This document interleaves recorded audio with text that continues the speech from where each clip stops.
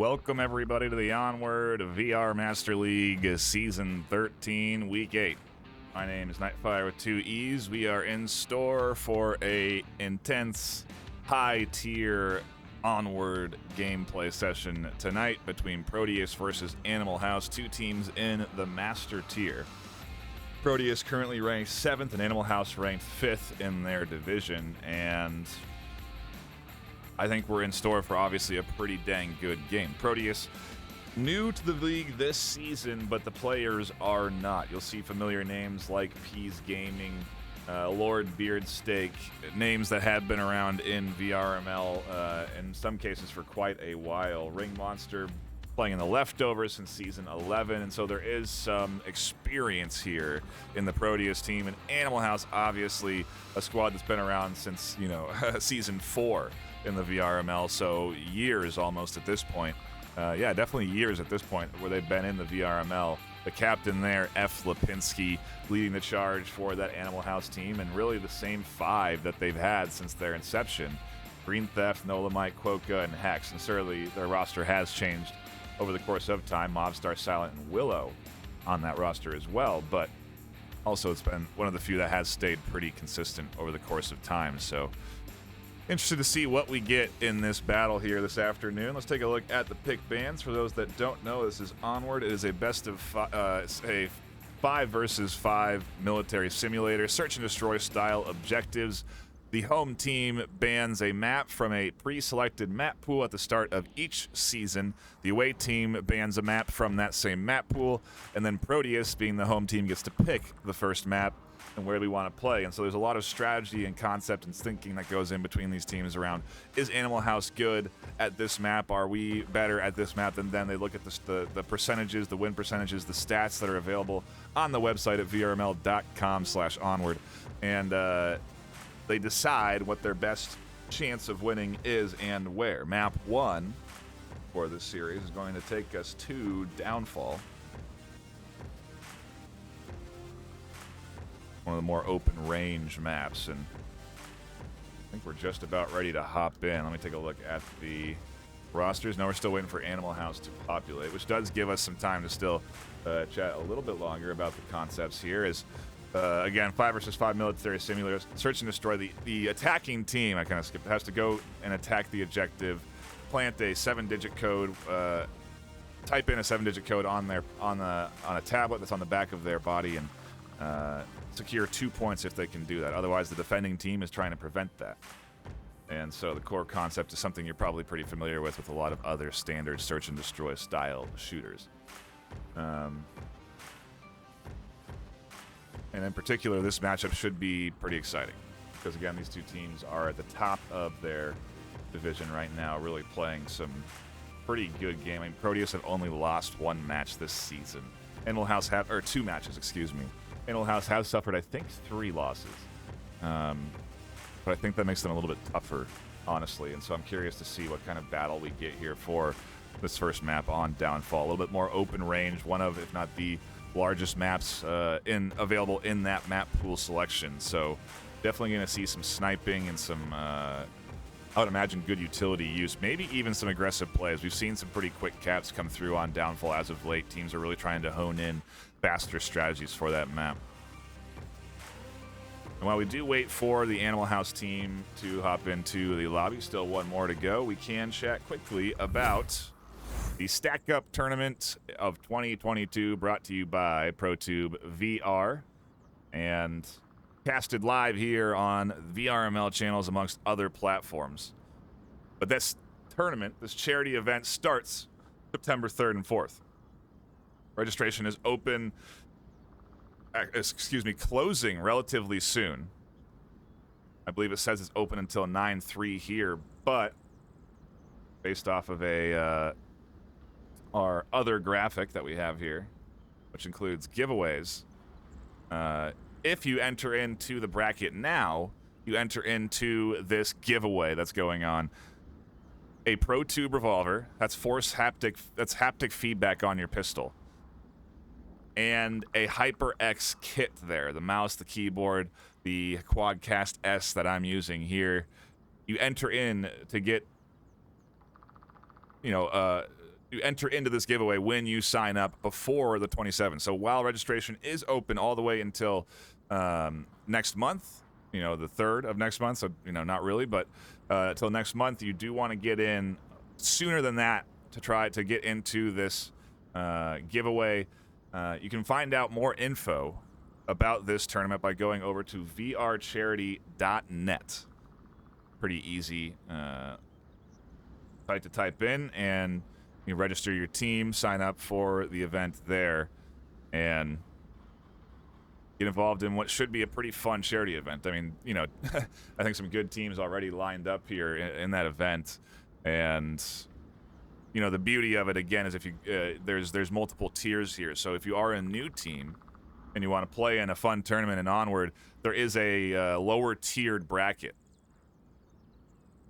If you're a veteran team and you want to play a pretty competitive tournament, we have a higher tier bracket. And so 2 brackets of competition going on make it so that you do have a pretty fair and competitive space no matter what your skill level is. And so I do recommend you go check out vrcharity.net and get involved.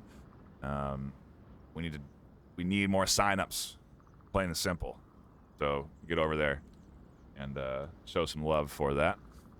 We do have a full lobby and ready teams inside the game of Onward, inside our favorite map, Downfall. Over on Proteus, we have Peas Gaming, Suplex 11, Lord Beardsteak, Goldbro, and Make It Great 808. And over on Animal House, we have F. Lipinski, Wicked Hex, Nolamite, Quokka Floka, and Mobstar, the usual suspects for that squad.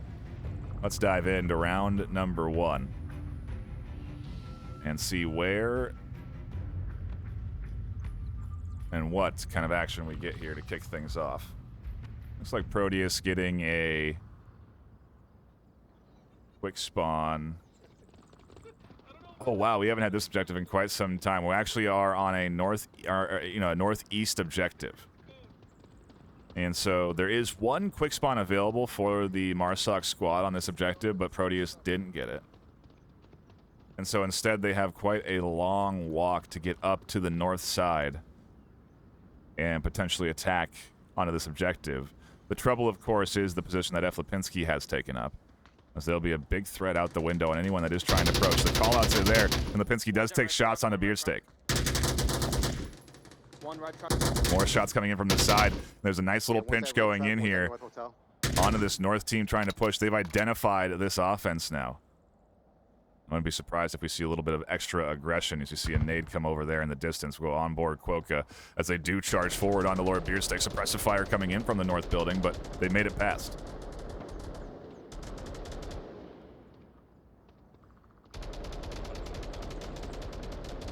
The question becomes, what does Lord Beardsteak do here? Do they hear Quokka? Is there comms on this defensive position? Otherwise, Peas here is just throwing out some suppressive fire onto the windows. Again, that's where the pinch was coming from, so it makes sense to toss out some rounds there. But other than that, they do have kind of a bit of a tough bind right now. Beardsteak tucked into the L, Suplex tucked in behind the rock. Lipinski with a very threatening angle out the windows, and they are rotating Wicked Hex around the deep, the very deep rotation. Potentially even flank the shooter there on the top piece.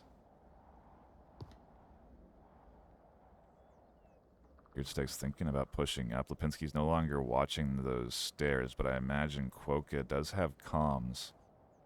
You can at least hear this footstep and movement from Beardsteak. Oh, shots come out. They catch one. Beardsteak's coming under. On the other side of the wall, they do catch Quokka. -1 upper red, dark red. Quick 1-2 and an aggressive rotation there does net them some wins. The suppressive fire into the windows allowed this rotation for Beardsteak to even push out that far. Otherwise, there would have been eyes on this building, but that's why that suppressive fire came in from Peas, to really open up this rotation. And almost shots coming in there onto Peas. Hex does end up rotating all the way around to the spawn building. Can't quite catch the kills. Lipinski gets headshot inside the window. And Proteus are picking apart the Animal House defense little by little as Animal House maybe get a bit too aggressive trying to push out here and squash this offense before it can push to the objective. They don't need to do that. especially with an objective like this where it's going to be forcing utility play, especially, you know, to cross out in those big open spaces. You need smokes or heavy suppressive fire from multiple angles, and so Animal House can put a pause on their aggression a little bit. They may be able to stop the bleeding. Otherwise, Proteus seemingly aware of the threat that Hex presents, and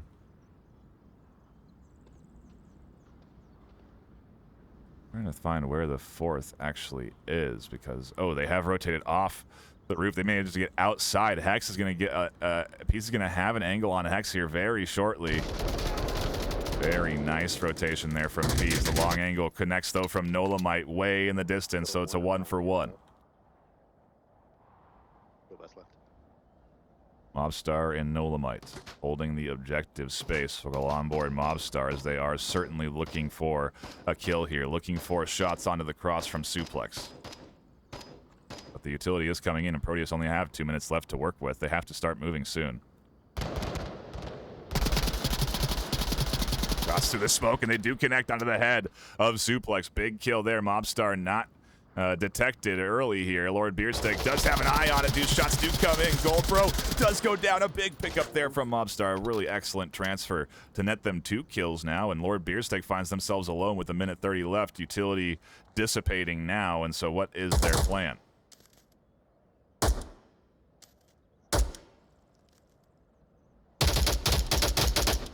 So close to tagging the elbow there of Mobstar, but Mobstar is really making sure they are limiting their exposure.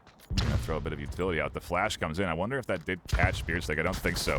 That flash did catch Mobstar? No, Mobstar finds Beardsteak, and Animal House hold on to a very solid defensive round. What was looking like a good Marsoc push from Proteus ends up with Animal House weathering that storm. Like I said, maybe being patient. Although Mobstar did kind of peek out and go for the kill, surprisingly. Either way, an exciting kickoff to the action here.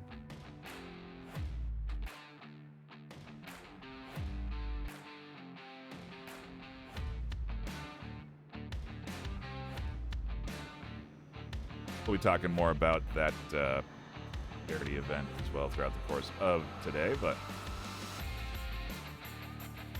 off to the races we go. Round 1. Certainly a good back and forth, and I'm curious what kind of spawn we get out the gate here. Spawn really a big determiner of what kind of aggressive play style you can deploy on an objective like this. And so, especially with the I think if Animal House did get the ravine spawn, we would see some very early fighting, and so we'll have to see what kind of spawn we get. Wait for our next objective. Or excuse me, our next our round swap, and round number 2 kicking off again with Proteus defending, Animal House on the attack. Go into it for round number 2. Where is the spawn? That is the question. It is going to be mirrored spawns. Animal House gonna work up that north side just like we saw Proteus. Don't let them sneak up. Watch for the smokes. Assisted cover, Midge. Don't run out. Just call out if you hear them near you. He's trying to rally the troops, lock them in for their defensive round, and just to see what kind of defensive style we get. Is it going to be aggressive in the north? Is going to be kind of passive and holding around the objective space like we see Goldbro.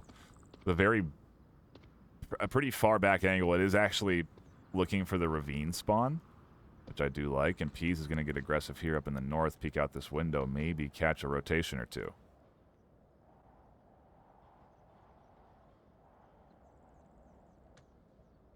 Big risk to take this peek. They're trying to minimize their exposure there, and they do peek and catch at least one in that 2-story. That should be info on the spawn, and Quokka is going to take shots, but up with nobody. Watchtower? Actually misidentify their opponent. I think Beardsteak took those shots. That or make it great, but nobody up in that watchtower. As I say that, it does get occupied, so what do I know? There were the shots that came in from Peas that gives away their position on the defense, and you can see Nolamite dialed in to the window there. Shots do come in from the two-story and the stairs. They do not connect there's one in through the window. Northeast two-story. And so the call-outs are here. Peas identified, and you can see a lot of suppressive fire coming in. Both teams capitalizing off of the information that they have gained, suppressing their respective opponents, with Suplex being tucked in here and Peas Gaming being very much heavily monitored. And Hex is actually going to find a kill on the suppressive fire. Peas going to fire back onto Quokka. 1-for-1 trade. We have one going down in the ravine for Animal House as well. See that on your mini-map. So we'll stay on board Mobstar for now as they do advance right up to the middle. They shouldn't run into much. Maybe make it great, but actually no one really with much eyes through this center position. More suppressive fire going up onto that tower. They're still obviously not aware that they headshot the defender there, but better safe than sorry. And so there's going to continue to invest resources into that tower.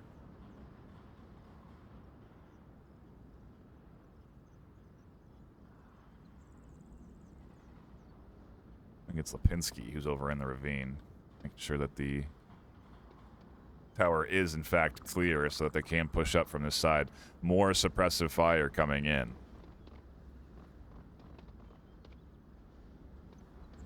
And Lipinski could be running into Goldrop's position soon enough here. Goldrop's really been playing patient, sitting out that window since the start of the round, waiting for a ravine push. Lipinski is so close to picking that head up, and I think, yeah, Goldrop does spot it. You can see the bullets just missing inches to the left there. And Lipinski's head survives another day. So close from Goldrop, though, and that should be information radioed in.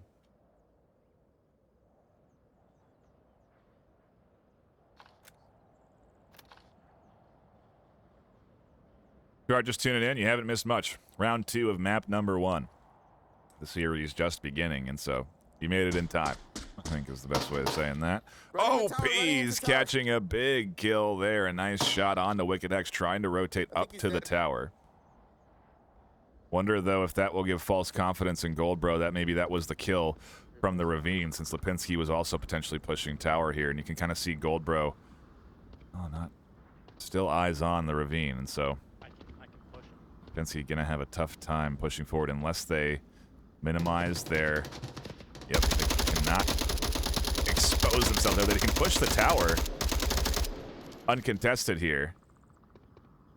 They just take the right angle, and now they're able to move forward here as they do tuck into some cover. Now Goldrop really has no line of sight onto this rotation. Peas still, though, with vision from this north side, is doing fantastic with this SKS. Really shutting down the push. Tries to peek onto Nolamite, and shots do come in there through the window. Suppression, meanwhile, from Goldrop onto Lipinski. The duo here having a tough time as Goldrop finds the kill. We'll go back on board to Peas as they are being pushed. Nolamite, the lone defender here, advancing forward. Can't catch Peas on the shoulder, or does tag Peas on the shoulder, and Peas able to heal in time, almost identifying the headshot there for Nolamite. All a matter of inches here, and Peas just can't quite tag the legs there of Nolamite. Nolamite being prone, definitely a little bit risky. Gonna try and cross out to the side, and there's so many lines that actually Beardstakes the one that catches them with the AK-12 as soon as they stand. The proning actually was keeping them alive there from several other angles, interestingly enough, but ultimately Proteus put up a equally impressive defensive round on this objective. Definitely a hard one to attack if you don't have that quick spawn out the gate. And so it's good to see solid defense, but not entirely surprising.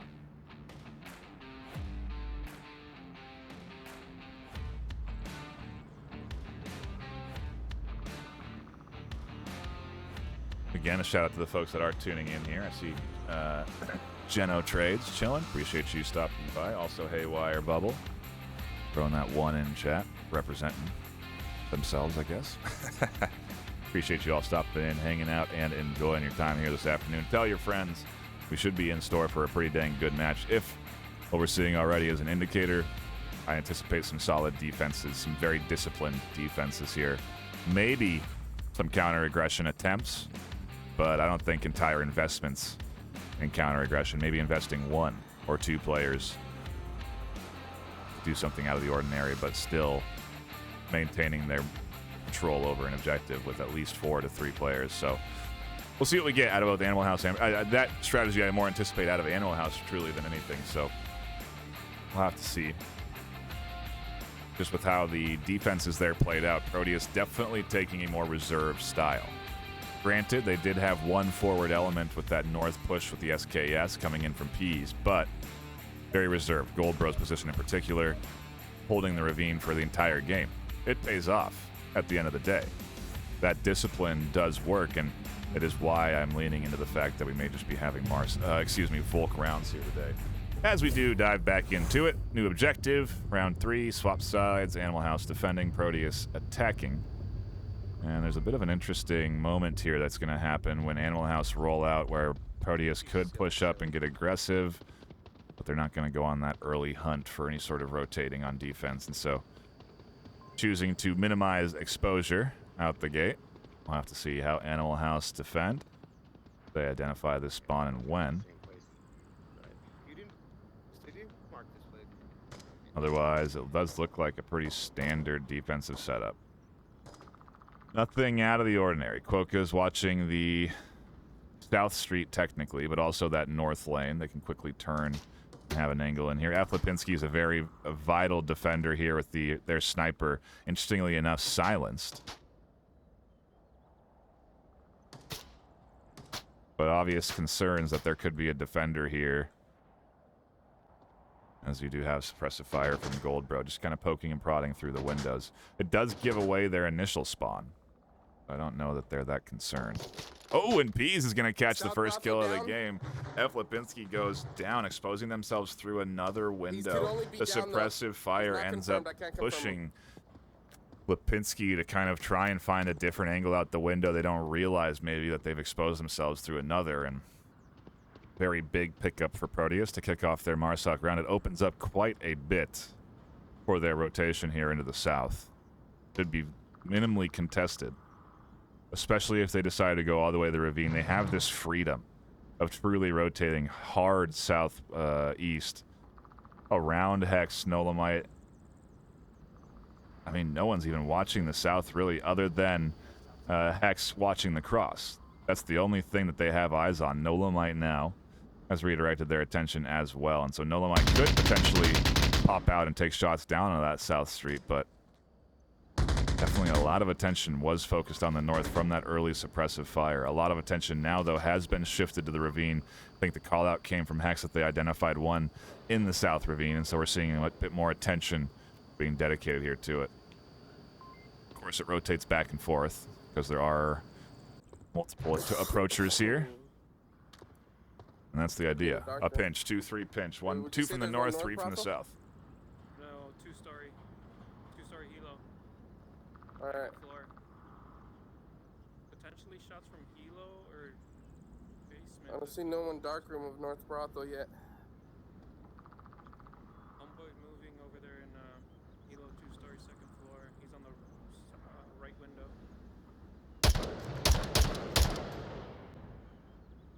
P's trying to utilize that ACOG. I can tell. Duplex actually just being a spotter. Literally only exposing their eyes, so the very top of their head, over the top here, Gotcha. and just calling out positions. They're not trying to get high enough to shoot. They're not raising their arms or gun to make more of a element of exposure. They're literally just calling out positions to their shooter P's here, and to the team as they do push up here. And P's is making the right move, rotating all the way around out of the ravine. Again, uncontested since they took out the sniper. And P's now is going to watch the windows in hopes that Mobstar does check the South Street.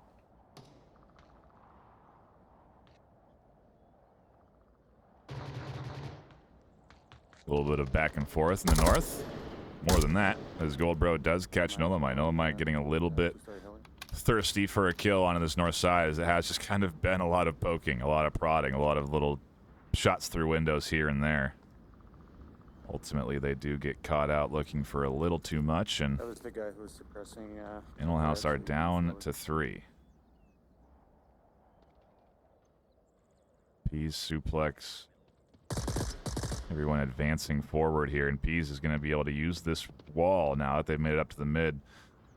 Well, the camouflage they're crossing, they're going to trade with Quokka. A nade catches Mobstar on objective. Smokes are coming in, and Hex is the only one left alive on defense. Shots come in from Lord Beardsteak, and what a surprising finale to round 3. Proteus take a very commanding map win, or excuse me, round win on Marsoc off of really just picks. I mean, they got Lipinski early.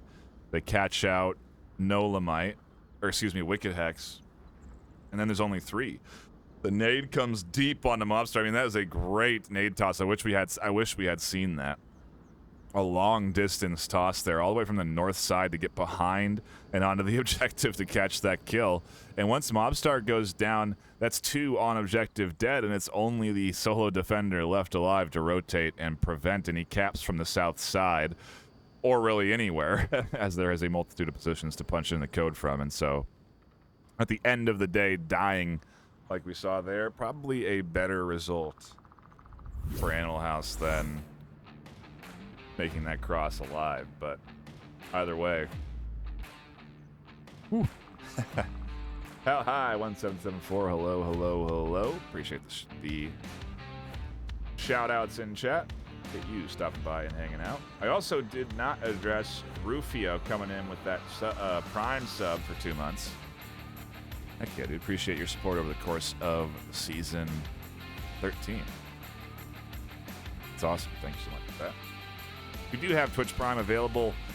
Feel free to subscribe to the channel. That support goes back to folks like myself and the casting team who put together these live broadcasts that you do come to love and enjoy.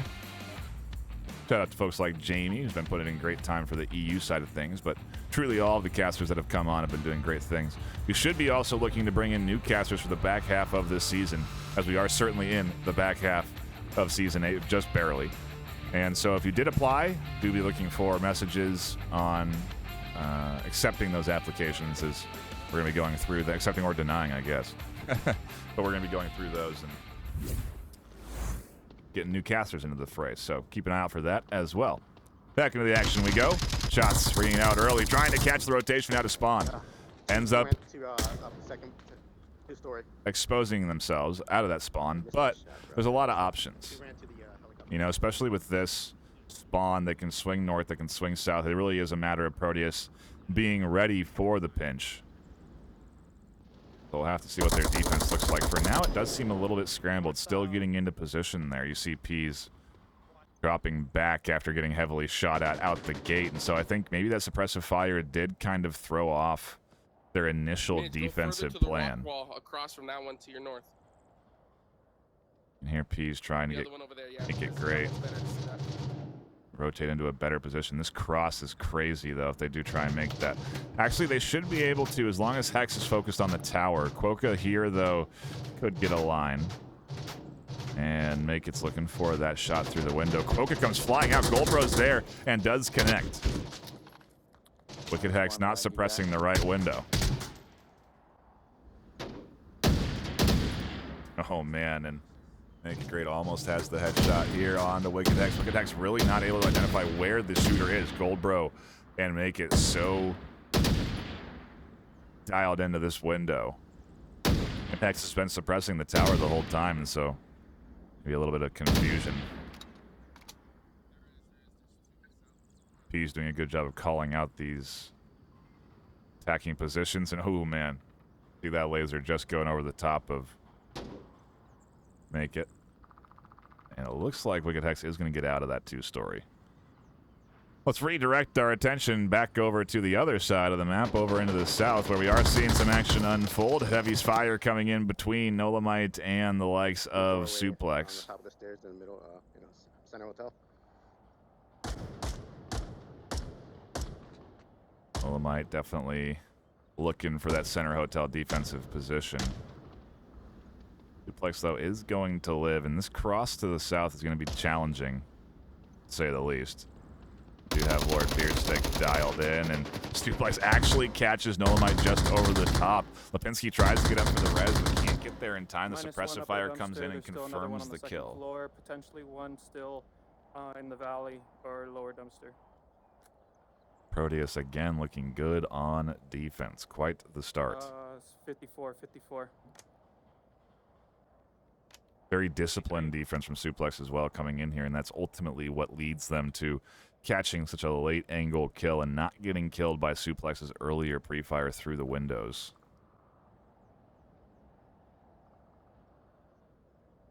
Very nice job. Smoke upper dumpster. Lipinski does throw out a smoke, and we're going to have to go out of first-person view to see how effective that actually is. Lipinski doesn't use it to cross either. In fact, if they couldn't, because again, they have multiple angles. Lord Beardsteak and Goldbro could pop out and have lines down onto the south crossing. Instead, what Lipinski is doing, though, they do have that 12 times, and they're looking for a shoulder. They're looking for an elbow. They're trying to catch any little bit of exposure from Suplex, because Suplex really does have to tuck in I think he's in very tight to this corner. There's no freedom for them to peek out, and Lipinski does catch Suplex there as their gun comes up. They might have even caught them on the hand. Either way, a big kill. Not big enough, because again, Beardsteak is here. -1. And so as they try and cross, Mobstar catches one. Make it great, shuts down Wicked Hex in the north. And now it is all up to F. Lipinski in a 1v4 on the attack. Big shots onto Beardsteak, but Beardsteak does tag Lipinski. Lipinski forced to heal. You see the used syringe behind them. They're now sort of stuck behind the wall, unable to push forward. Peace is going to try out a nade. It goes a bit too far, almost connecting onto Lipinski. Ultimately, it's not needed as Beardsteak connects with the AK-12, and Animal House find themselves in a tough position. Proteus with a solid defensive hold. Off of a Marsoc win, take 2 points in a row, advance the lead 3-1 on their map pick. Not the ideal place to be. Your Animal House right now. Have to see how they recover, or if they recover. Curious already what map 2 could be. Animal House's map pick. Maybe they try and shorten the playing field a little bit, tighten things up, and push Proteus into close quarters. For now, at least, Proteus does seem to be connecting quite well from range. We have shooters like Peas Gaming, 6 and 2. They've been using a mix of range and close quarters, and again, we really are seeing a lot of range utility coming in from the likes of Proteus, whether it's the 4x scope, the scope for additional range, or just straight up 12 times coming in. Silencers on snipers. It's a long range game here this afternoon for sure on this map, and that's what you'd expect at a downfall. Interesting to see, though, the loadout variety really with different kits and different snipers coming in here because of those loadout changes that happened earlier on in this season. Not too long ago, really. Just the other day, we saw Night Vision map completely throw off the team that chose it, actually, but that adds a lot of variety into your loadout picks and what your strats look like, and so we are seeing teams adapting, evolving, and trying to overcome the adversity of having to shift their standard loadouts. Into the action we go, though, for round number 5. Proteus actually getting a quick spawn into our next objective as we do swap OBJs and sides. Animal House not able to really check for the quick spawn, and so Proteus are just going to be able to full sprint. As shots do come in early from Suplex, they don't connect, but Goldbro and Peas will get in to the 3-story. In fact, everyone will. Wicked Hex is going to smoke and cross, but that gets identified. We'll have to see how the North duo makes their way forward here. Great and Beardsteak have managed to get forward here up into the center. They'll be challenging Wicked Hex likely. Poca as well over there in the north, but otherwise Animal House does seem to be pretty well positioned here. I like that Hex got across with the smoke. That's very big in being a threat to this team that does want to push out and cross the street. Hex doesn't need to push out too far either. They really just have to hold the angle they're holding and watch that south street. Watch that small gap in the wall, which they can see, and limit their exposure to the 3-story. And so it's a very powerful position to get in to kind of shut down aggression from that Proteus team up through the middle. The counter that's going to have to come through is either the distraction from Beardsteak and ultimately the headshots through the window, or a push. And so far, the smoke has pulled Hex over to the window. It's a very risky maneuver here if they peek this out, as Make It Great is dialed in and waiting for this. It's the whole purpose of the smoke.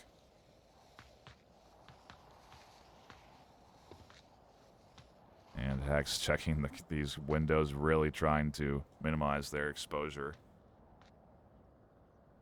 But I think Make It Great identified that but took no shots, so patience coming in here from the Proteus North team. I'll have to go on board the 3 in the house soon enough, but Hex could find themselves with a bullet to the head if they're not careful peeking this window.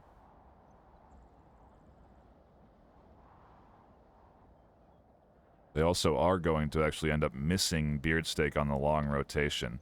It has to cross the window. Great drops off the angle the one time. Hex maybe providing a shot there. That's Onward timing for you. Classic Onward timing. After spotting nothing here, Hex may be wondering what exactly they were looking for over there. They refocus and now are watching actually for the flank onto their teammate. Interestingly enough, Beardsteak has made it past everything so far in this south ravine. Wonder how far they can go undetected. And if anything, they are going to get F. Lipinski through this window. Oh, wow. Ooh, the patience. They're not taking the shots because as soon as they do, they are going to give away a position. It's vital that the team doesn't team kill here. And I think we did see Peas identifying Beardsteak and ultimately not taking those shots. Whoa, look at this setup too. M203 launch comes in up onto the north, up onto the hill to allow Beardsteak to get into the White House. Goldbro does end up team killing Peas, which isn't ideal. But Beardsteak has made it up into the South White House. Nobody knows what this is even happening. Mobstar pushes out deep to make sure they're covering the smoke, and Beardsteak could have an easy kill here if they do take those shots. Could have 2, potentially. They can line up F. Lipinski through the window. A good flash comes out here, and there's a nice connection from Quokka up on that 2-story position. Very deep. Mobstar ends up going down on objective. I still don't know Beardsteak is behind them. Beardsteak could push objective. And there's a real threat of a cap. They could get inside, matter of fact, if Quokka's tunneled enough. It's all a matter of Goldbro drawing everyone's focus here. Mobstar included, unfortunately. Mobstar being down, they'll be able to call out this rotation very likely, and so I don't think this lasts long. It is up to Mobstar looking, though, and they do identify Beardsteak. The call-out comes in. You can see Quokka adjusting the Pinsky swings there as well, and what could have been a potential cap if Beardsteak had gone sooner ends up with Goldbro all alone in a 1v4. A nice defense from Animal House.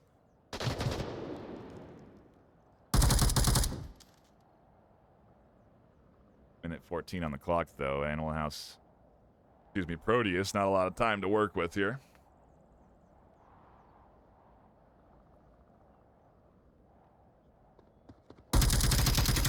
Oh, and Hex almost goes down as Goldbro flies out the window. They know where their defenders are. They know Quokka's position up in the 2-story, Nolamite there on the corner, Hex behind the wall. They have an idea of at least 3, but it's a matter of working around them all. Mobstar's gone down and is going to be bleeding out soon enough. And so it's a matter of time, really. Wonder how long Mobstar will be calling out info here. The flash goes deep. The aggression up to the top. Forced, as there's only 30 seconds left, literally looking for any sort of kill to allow them to push forward. And ultimately, the kill does come in from Quokka to catch Animal House another round. typical of Animal House, really. Not going to let go of something this easily. 3-1 was good for Proteus, but now Animal House may start to get some momentum going in their favor, and that's the last thing Proteus want. They just need to seal the deal here with this defensive round. Animal House very well could be considering a cap. Cap could be on the mind of this team right now with this objective, depending on spawn, especially with a quick spawn. There's potential for an early threat on that objective, and so we'll have to see what the play and plan is. But so far, a pretty exciting back and forth from these two. Proteus, I think, outperforming what everyone was expecting or anticipating, at least, if we do go and look at the connoisseur votes. 21 in favor of Animal House, 8 to Proteus. For those not know, if you are registered on the VRML site, you can vote on who you think is going to win each game. If you're accurate on your prediction, your percentage, your connoisseur voting percentage goes up. If you're inaccurate, it goes down. At the end of the season, what we have done in the past is rewarded the most accurate connoisseur of the season. And so we may be looking to do that again this season. So, you know, worth trying to pick accurately who you think the winners are going to be. But as we do go back into the action, a quick reminder about the Stack Up Tournament brought to you by ProTube VR, live here on VRML on September 3rd and 4th. 3,000 in hardware for prizes with 2 different brackets so that they separate your skill level. 5 versus 5 uplick format. Registration only open for a couple more weeks. We'll talk about a giveaway that you could potentially get involved in. Back into the game we go, though. Animal House are going to get that quick spawn. They are going to come out early with suppressive fire, denying actually the rotation up onto that south hill. Peas can't get up and snipe from the windows, and they're also suppressing the north. There's a very quick push coming in as Quokka flies forward on against the wall, and Make It Great catches Hex behind, but Quokka has made it to the wall. Suppressive fire coming in from a lot of angles. On to Make It Great, on over to the Peas' corner, on to Goldbro. Really a lot of work being done by Lipinski with that LMG, and Quokka may be able to advance here, sort of forgotten in the chaos. Unless Beardsteak accurately called out that this cross is happening, it could mean that Quokka pushes forward. We also have a very, very deep angle from Suplex, but I don't think they're watching this side. I think they're actually tasked with holding down the north, and that's going to end in their death there as shots do come in. Mobstar continues to suppress. Lipinski, continues to suppress, and Quokka continues to advance forward very slowly now as they're minimizing their audio profile with Goldbro just on the other side of the wall. But Proteus are down to 3. Animal House have set themselves up for a solid Marsoc push if they can make it happen. Mobstar is also going to try and cross.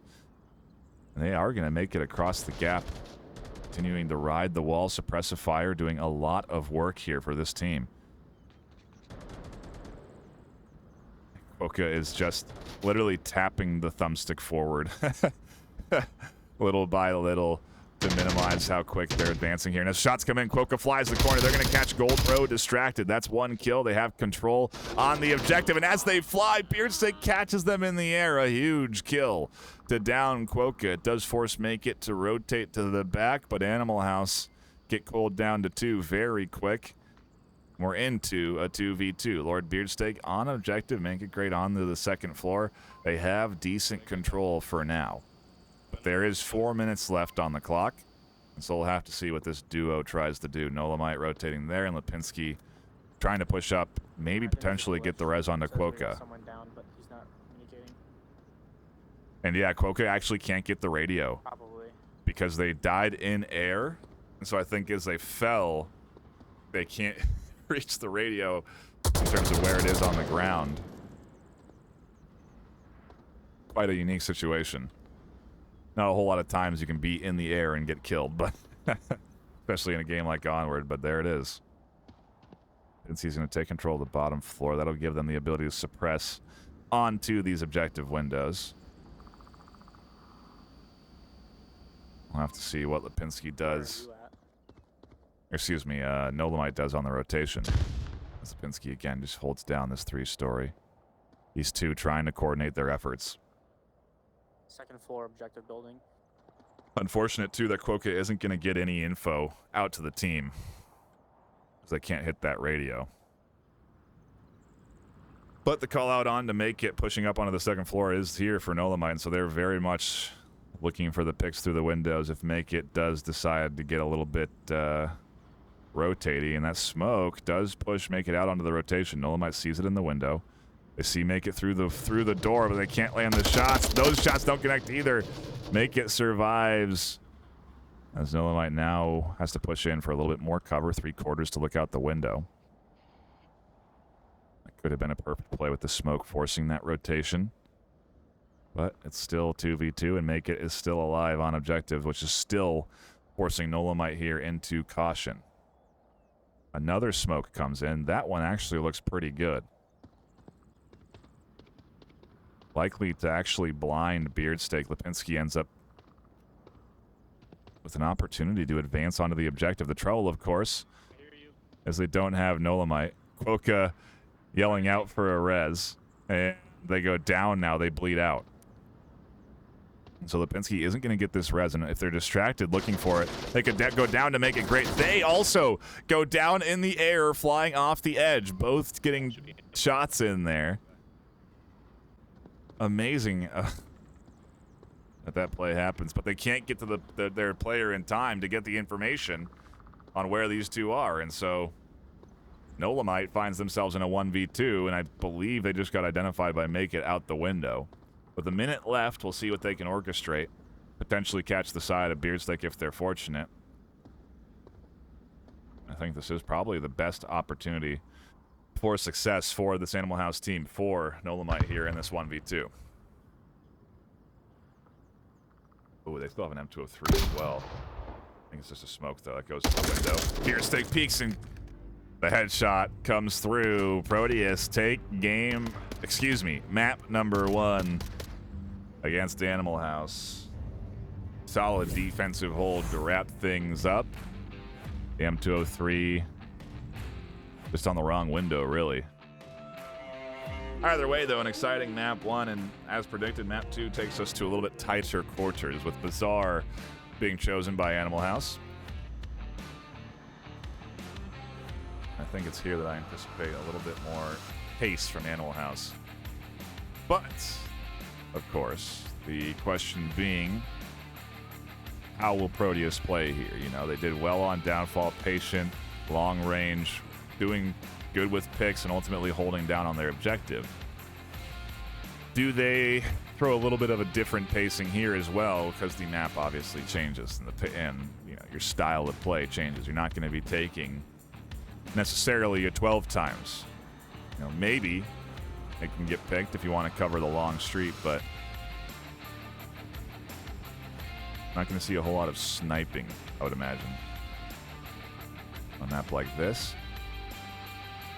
Utility does reign supreme. Smoke's vital for crossing streets, and so I imagine that utility will be a key element here. And again, to go back to the discussion of how does the utility change, there are certain variables here this afternoon that have been thrown into the team. You know, with that loadout patch that did come in relatively recently, teams are still adjusting their strategies. You know, I think they're still trying to figure out the best ways to go about pushing and the best sorts of kits to take. You know, I still am hearing players complaining about having to take a TAR or a certain bit of utility, or, you know, how expensive night vision. You know, it's it's a different thought process going through these players now in terms of what they take to try and push. I've heard teams complaining about lack of smokes to make a cross because they couldn't take the utility, and so, you know, players and teams are still figuring this stuff out, and it really does come down to what teams can adapt the fastest. Into the action we go for map number 2.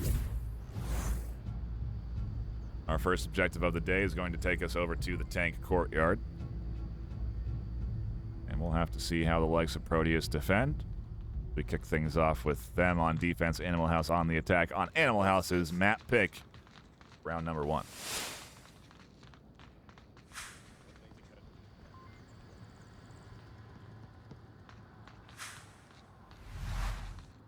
An aggressive push up here from Beardsteak.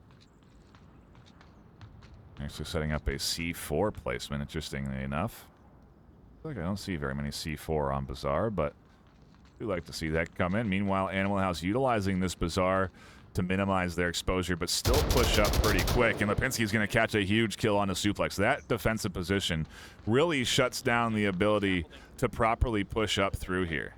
Beardsteak does get heard. Smokes do come in. C4 detonated, but to no success. Nobody goes down, and Beardsteak knows this because they don't hear any audio cues that someone has been down. Beardsteak risking giving away their position to call out. And look at Animal House's pace. They are flying to this objective as they have 2 kills on the main street. Make it great. Has rotated, but Quokka, shocked by the positioning, catches the kill with a quick snap shot. More smokes coming into the objective, and where is the final 2 defenders? Goldbro has a late angle and eye on the ultimate cross to the objective unless they take the inside route, in which case Pease Gaming is going to be there to defend, and they're going to catch one, but Mobstar is going to scoop up that kill. Goldbro shuts down Wicked Hex pushing. That's a 1v3. But they have no coverage of objective. It is a rotation that they have to push out for. And you do see them crossing here. Lipinski has eyes over the top of the wall, and a great move there from Lipinski to take the height advantage. And Animal House absolutely put their pedal to the metal here for their map pick. Tired of the methodical pace of downfall, they say, hey, we're doing things a little differently now. Oops, wrong scope there. But Animal House do definitely... yeah, change the energy here. The map pick in round 1 definitely setting a tone. Curious to see what their defensive rotations look like as well. We may see, again, that counter aggression, that investment in 1 or 2 players to push out and potentially find very early picks that'll set up their defense for success right out the gate. Also, obviously risky in that you could lose 1 or 2 early and really kick off the attacking team with a good round. So a game of risks is the nature of the competitive scene of Onward, and I always love to see the decision making being made live and in real time. Tune in here to catch the action. Deep fly ball to left field. I heard I saw in chat somebody said I sound like a baseball announcer. I, interestingly enough, view Onward as the baseball of VR esports. Compared to other games like Echo Arena or Blast Dawn, and pacing is just wildly different. You know, we have a lot more downtime and a lot more airtime for me to just kind of chat around. And, well, we're into the second round here as we dive back into it. We'll have to see what we get from Proteus. Strike 3, sides retired.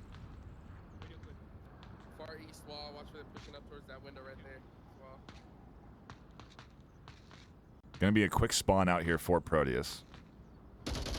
And that means quick kills as Proteus step things up, answering back with a similar pace right out the gate. Not afraid to take the shots, expose their spawn, and ultimately catch one on the cross. They have the East now relatively uncovered. If Nolamite goes down, it's very bad news for this Animal House defense. The push could come in fast and furious from Proteus, and so it is a matter of setup. Does Goldbro have smokes is the other question. Can they smoke the street and cross? Maybe force suppressive fire from Nolamite. A lot of potential here, but Goldbro for now is minimizing their exposure. They're looking for any little angle up through the center of these bags.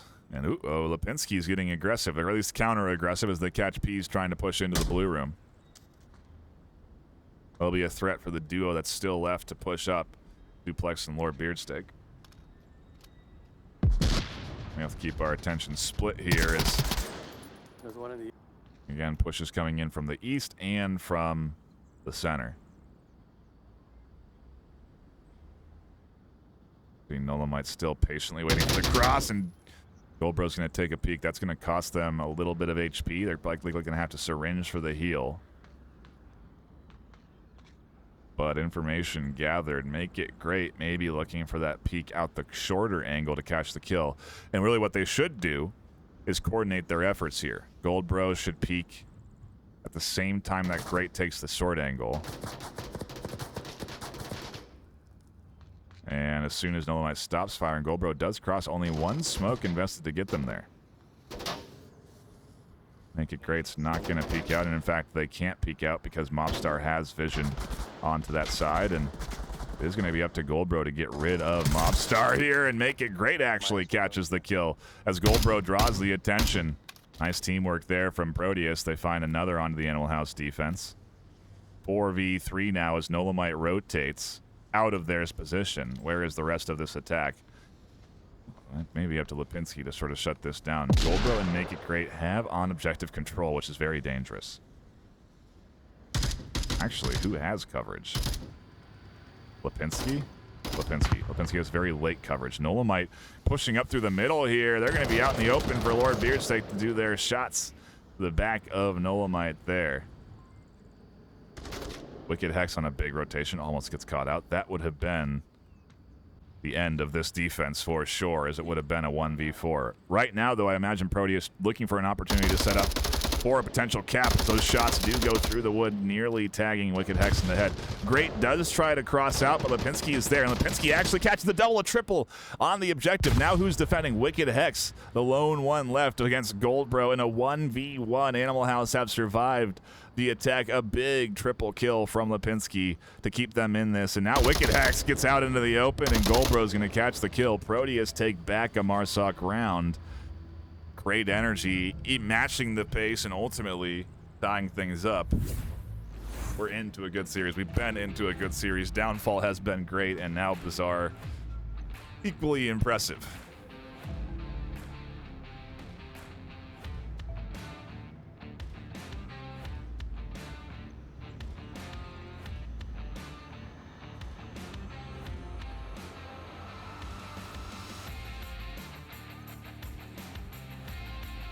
A few more folks has stopped in. Wicked jumping in here. Mason K, 99. Llewellyn hanging out as well. Dexcom VR. Zero Cool. Sav Cosplay. Welcome in, everyone. Erich VR also hitting with that follow. We appreciate that support. If you are new here and you haven't followed, please do hit that follow button. Tons of new people have been coming in. I know that as a fact, as we have grown from 4,000 to almost 4,200 followers over the course of a couple of weeks this season. And so big gains, I would say, really. A lot of new folks coming in, and really do appreciate the support and the follow. The idea being that you don't miss action like this.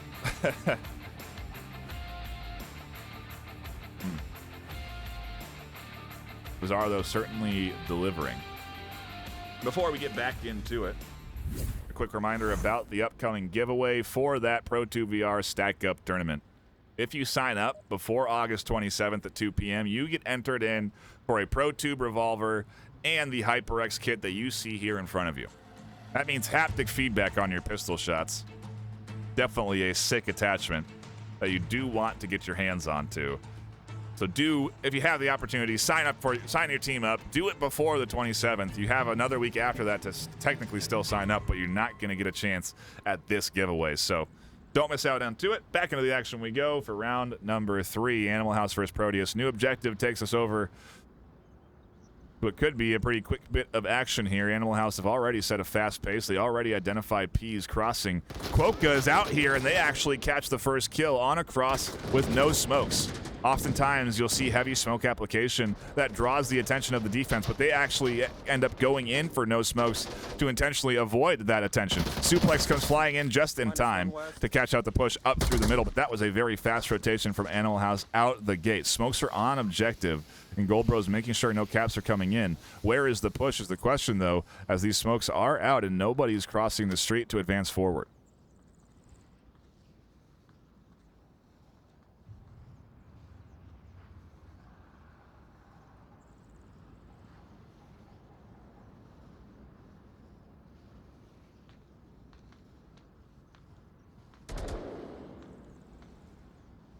Hex just on the hunt for Beardstick, and actually as they push out, Suplex drops off. They're going to be able to cross the street. Suppressive fires there, but Suplex and Goldbro pop the corner to catch the kill. Animal House down to 3. Lipinski, Mobstar, and where is the third? Oh, they haven't crossed that street yet.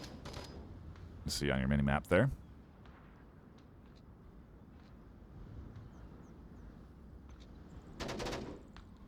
Either way, it is a 3v3, almost a 3v2, as Mobstar Can't quite connect, but does get across the street. Now the question becomes, how do they advance through this side? This flashes come in to deny any potential aggression up through that alleyway. And this is the right choice, to advance up through the main street. They have Lipinski and Nolomites for support here. Suplex doesn't have the angle because it's denied by the pillars. So the window also shut down, and Mobstar going to be able to get inside uncontested. Goldbro has pushed up and tucked in onto a very tight position, has heard those footsteps from Mobstar and does catch them out.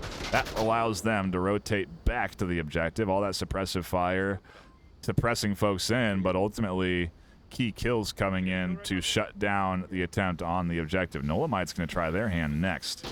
As they push forward, Suplex and Goldbro shut that down. It means that all we have left is Lipinski in a 1v3, and they have all the time in the world. So their plan looks to be to rotate around to the east, try and hit them from the south, and hit anybody from the back on flanks. The trouble is it takes some time. Over the course of the next minute and a half, if Proteus are aware, they should be checking for that cross. And in particular, if they're watching this long lane, they are going to see this rotation. And so that's going to be information that the south push is happening. And so Lipinski not going to necessarily go uncontested here and could be running into a ready defense.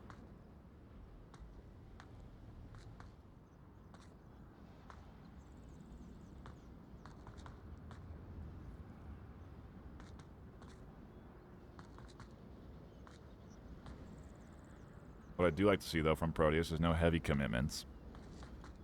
No swinging rotations out into the open to properly defend the south. And I could be incorrect. Maybe they didn't identify that cross. Certainly had their lasers on it, and we do have eyes on the south side from Lord Beardsteak, so it seems that they're at least cautious of it. They also obviously have to watch up through the center because Pinsky could make that rotation as well.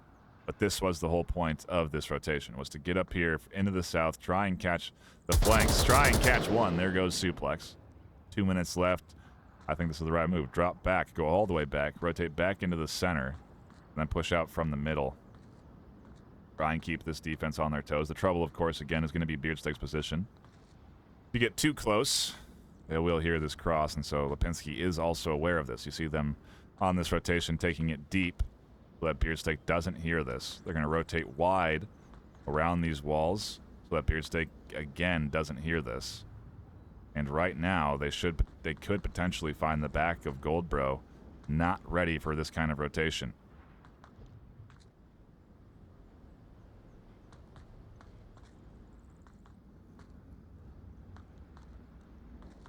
Very thoughtful moves from Lipinski. Does the thought count, though? That's the question here. Eventually, one of these players is going to hear them. Goldbro could be that person. Oh, they're not going to... Oh. Lipinski does spot them. They're going to find the kill. Now they have to cross. Beardsteak could potentially peek out, and that could be their demise. Lipinski with a huge double kill to clutch things up. Takes Animal House up 2-1. Ultimately, 3 kills in a row to get them where they are. And what the heck is happening? Lipinski is 11-1 before we even get to round 4. Take a look at that replay there. Great pickup and just awareness, ready to dial in to that blue room, sees the gun peek out. That is just knowledge. You know, they don't have the ability to see through walls. Lipinski can't see that player in the corner. They only know they're there off of assumptions, truly. And, you know, it's all the information that they process, the kills that they had gotten, all of that gets calculated in. And we have a Animal House map W.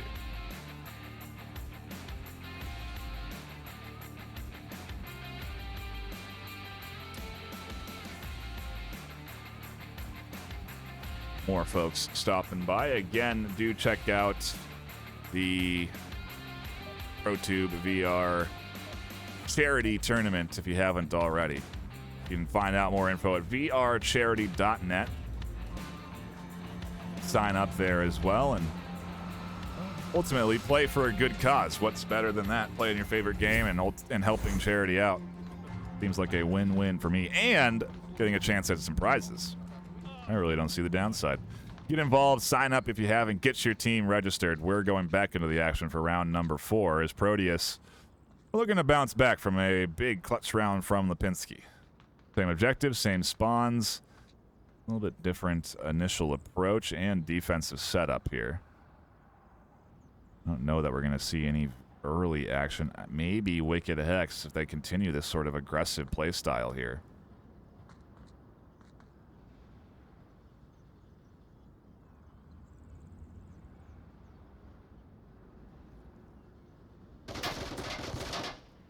Owen Pease sees the toes of Hex. Almost catches Hex on the head. Very quick pop up and down there. As they stand, they manage to get past Pease and tuck themselves into a little bit more safety. The question, of course, is what does this approach look like? What utility comes in, and does Wicked Hex throw a big enough wrench into this push to throw them off? Lord Beardsteak has gotten past Nolamite on defense here and is now a threat to the south when they have limited coverage. Big kill to start things off for Proteus on the attack. And it means that we have to keep our attention split. You can see on the overhead that crossing of the streets happening. And Pease does make it there successfully, but the threat of Wicked Hex obviously prevalent. One murder window. There's one by like ice cream truck or something. Oh, a flash comes in. A big flash doesn't catch anyone. No, a nice duck down in time. A second flash to follow it up. Pease catches 2. A beautiful 1-2 piece there for Pease as Proteus find themselves in a tough spot now. Goldbro eyes on any extra aggression if Hex decides to peek out there, and they can't catch Hex on the red car. More information for them is Make It Great catches Nolamite trying to flank from behind. That's an extra kill, and that's the kind of aggression that I'm talking about that ultimately can be negatively impacting your team, because now Proteus have a 3v3 scenario, a limited coverage of the objective, and a relatively seemingly undetected pusher from the south. I say that with Mobstar checking multiple angles, and so they are wary, but seemingly unaware of where Lord Beardsteak is here. Ooh, and that's a smoke on objective. That could draw out a rotation. It's a very good smoke on objective as well. Right on top, denying vision out the window from Lipinski. Another one comes in. That could deny vision from Mobstar. No, just a flash, not a smoke. Mobstar has eyes over here, though, but Beardsteak's on the cross. The pinch coming in from Proteus. One up through the center. As Beardsteak flies, Mobstar goes down. Lipinski and Hex into a 2v2 as Hex crosses out on the rotation. Could be caught out in the window, calling out their friendly to avoid the team kill. And with 240 left, this duo of Proteus, we'll see what they can do. Goldbro has crossed the street. Could be a threat to Wicked Hex. Could push up through the middle. Make It Great. Also with control. And eyes on to the windows.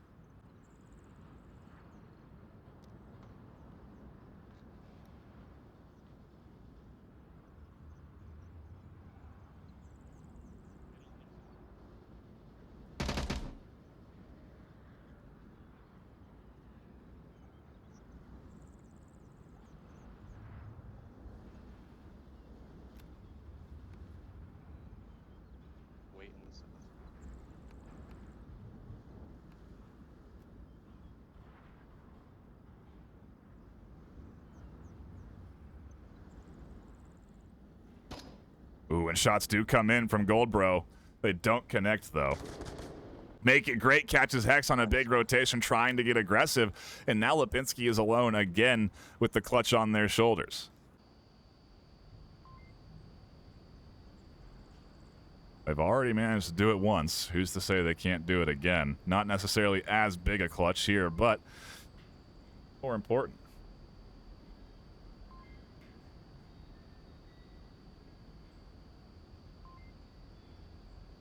I do like this defensive position, and I do like the discipline from Lipinski to not get aggressive or peek out the windows here.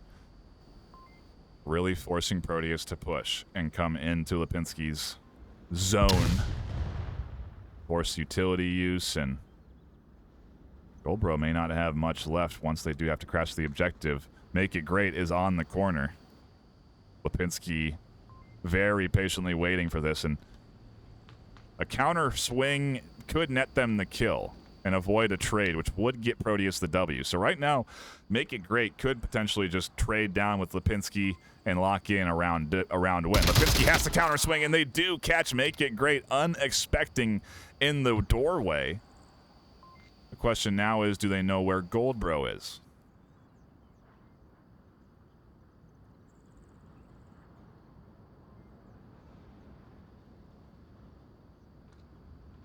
"20 seconds left. Time is going to be a factor. Lipinski aware of this, again, trying to counter these rotations, trying to swing out before Goldbro's ready, and Goldbro sees that rotation and catches the kill. A clutch round from Goldbro to lock it in as Proteus tie things up 2-2. Bowing for the audience.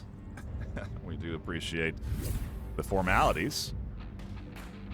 And we do appreciate a good tie game here, a very close matchup, one that's really not, I guess at this point, a round away from being done, as we do go to Kayat, where a cap could finish things up, and I'm sure that Animal House have that in their mind.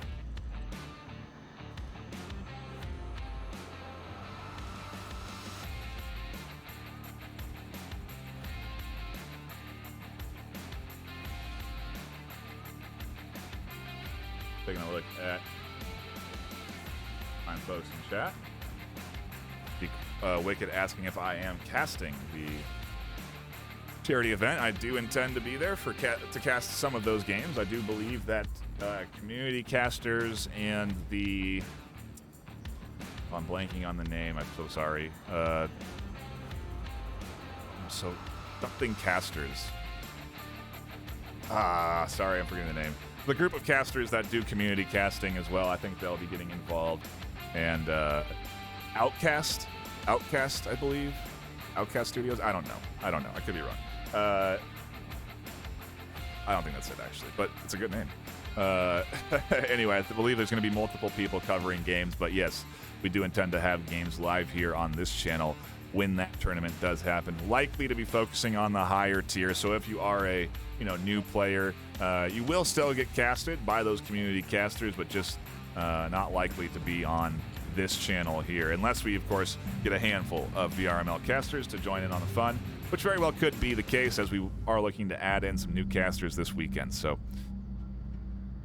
who knows?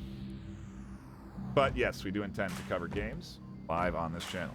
Back into the action we go for round number 5. Animal House and Proteus duking it out on Bazaar. Animal House's map pick. It started good for them. They've maintained leads throughout the course of this series, but now, with a heavy cross to the east, we see Animal House trying to get very aggressive here, trying to capitalize on chaos. Smoke's coming in out the gate up through the middle to deny vision. Quokka does go down to Goldbro as they try and suppress. Suplex has eyes potentially onto this lane, so it's not necessarily safe. Big risks here, not smoking that, and there is that smoke, a big smoke, a huge smoke to deny Make It Great vision up through the alley. Suplex is also dropping off, and right now they have good coverage. It's a matter of if they can push and which angles they take. How does Proteus react and what kind of rotations they deploy, because right now the smokes are dissipating. They only last for roughly 30 seconds, and once they're done, they're gone. Utility used, and the surprise, the audio cues, the vision denial, all used up. And that was, I think, roughly 4 or 5 smokes getting tossed, so as it dissipates, we see Suplex catches one. X and Mobstar still advancing slowly to the objective. Mobstar, in particular, a big threat on that backside flank, relatively undetected, so it seems. X goes down. Impressive fire from the safety of the 2-story coming in here. Does draw P's. Potentially the rest of this defense. And really, what has to happen here is Mobstar to sneak in the second floor and punch in the code above this defense. Oh, and shots have come in. That's bad news. It's Make It Great swings from the bottom floor. Great teamwork, good call-outs, and Proteus with 5 alive really shut down this aggression. Now Lipinski has again clutched rounds. but this is a 5v1. Let's see what they can do. Their KD feed 12 and 2. So they have been certainly finding the majority of kills here this afternoon, but they have a tall order here. They'll make it past P's initial line of sight.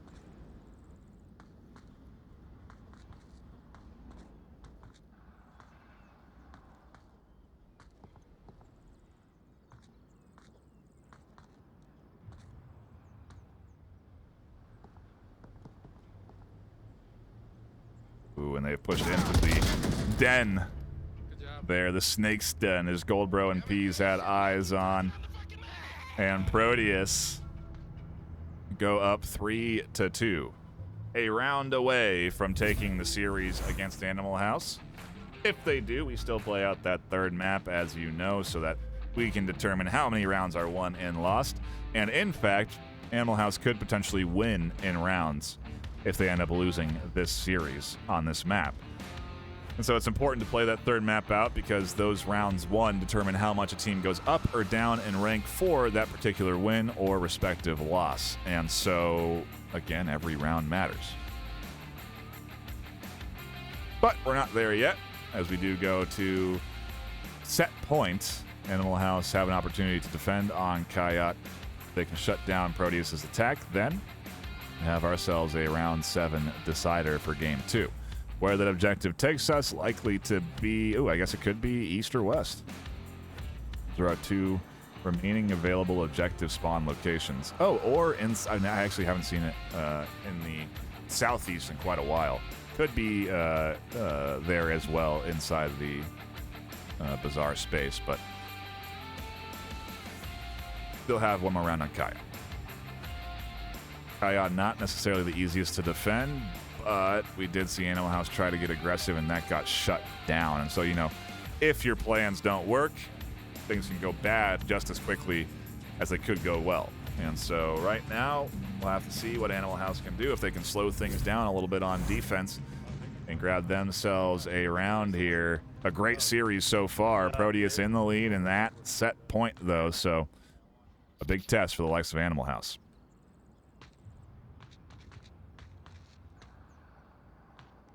Same spawn.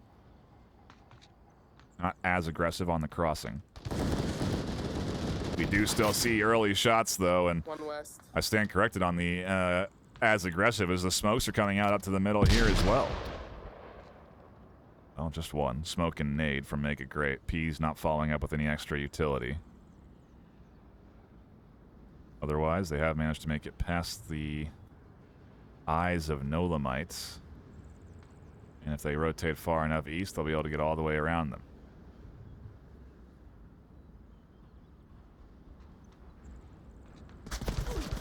Lipinski, of course, ready and waiting for that far east swing.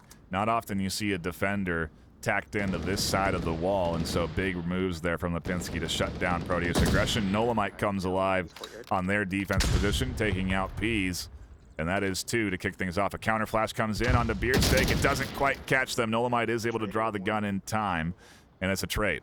Goldbro has eyes on. Let's see if they can catch the rotation onto the res. Hex is there, and they manage to get across. Oh, fucking. How the fuck are they not dying?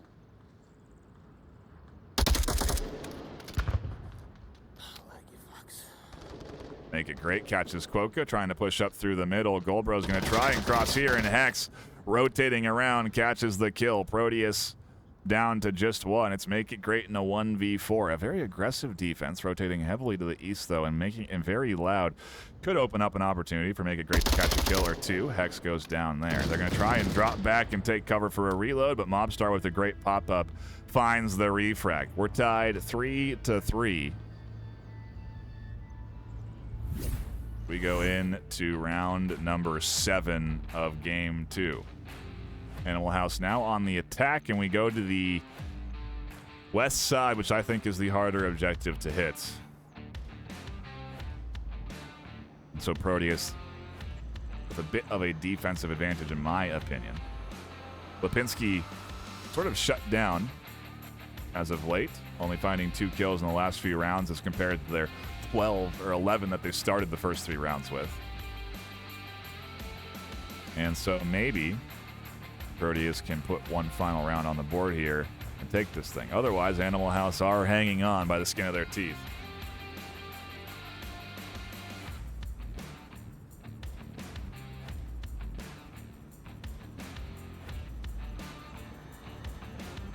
Sav asking how I am. I am doing great. A lot going on, admittedly. VRML is very busy. Looking forward to the future of the organization, but also, the immediate seasons right now. We are tentatively getting prepared for a big event, if you will, at the end of November and October with multiple seasons finishing up with multiple leagues finishing up their seasons. And so we're planning for a lot of VRML and a lot of talking about VRML in the coming weeks. A lot of promotion of game finals and giveaways happening on channels. And so you're going to want to stay active and involved and be looking at the Discord, watching the Twitter. We may have calls to action to follow HyperX to get entered into a giveaway for HyperX products. There's going to be a lot coming up for VRML, believe me, across all of our channels and all of our leagues. So do keep the eyes on the Twitter, on the social media, on the Discord, and watch the streams. We'll keep you informed. Obviously, also the ProTube VR tournament coming up here, or charity tournament coming up at the beginning of next month. And so a lot of things happening. So I'm good, but certainly keeping myself busy with VRML, enjoying other games when I have the time, working my main job, and watching what has been a fantastic series between Animal House and Proteus as they slowly set themselves up for their attack onto the final objective of this round. Oka doing a nice job crossing here. Ooh, a little nice. I like that smoke bounce. Whether that was an intentional or not, I'm unsure. What it does do, though, is shut down vision through the window. A small gap there for Quokka to find the shots on the gold, bro. What's Make It Great gonna do against this? Nothing, because Lipinski is there waiting. A great 1-2 pinch from the Animal House team to be ready for Proteus to push forward here. Another going down from Peas in the blue room, and Proteus are very weak. 5v2 out the gate. Their counter-aggressive defense has not paid off, and now everyone is coming in down to the objective space. They may be even looking for a cap. If this team's not careful, and Quokka's tablet out right on the corner. Beardstick finds it. That's one. That's a free kill, too. Suplex has another, and so now Proteus are into a 2v3.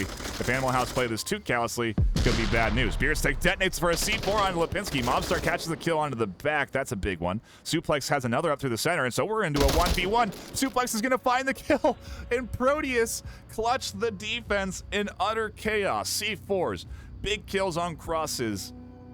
The series getting locked in on a 1v1 trade.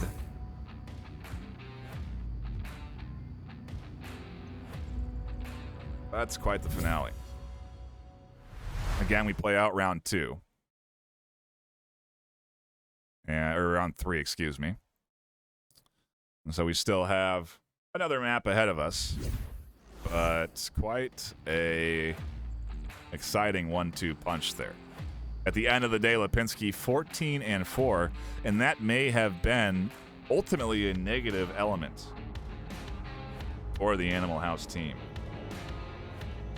You know, stacking one player with so many kills, if they don't maintain that kill,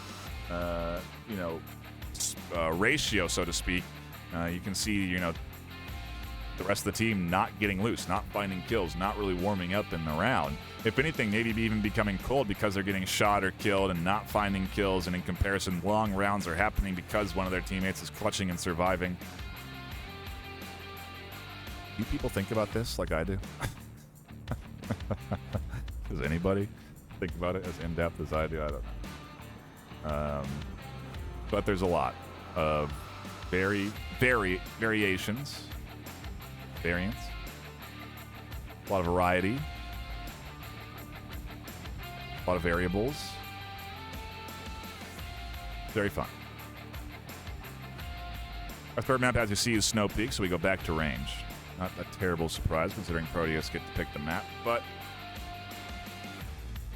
yeah, I mean, it is the I think, the smart choice considering how well they played Downfall. The snipers, connections there. Range certainly seemingly playing into their hand a little bit better than Bazaar did there, because again, Proteus pretty close to losing Bazaar up against Animal House. And Animal House obviously setting a different pace on the aggressive onset, on... I think I said it right. On the onset of the round? I don't know. At the start of the map 2, and so... What do we see here for map 3? Maybe more a downfall, a little more patience. Potentially early picks for Proteus. Who knows? Our first objective on Snow Peak is going to be long range.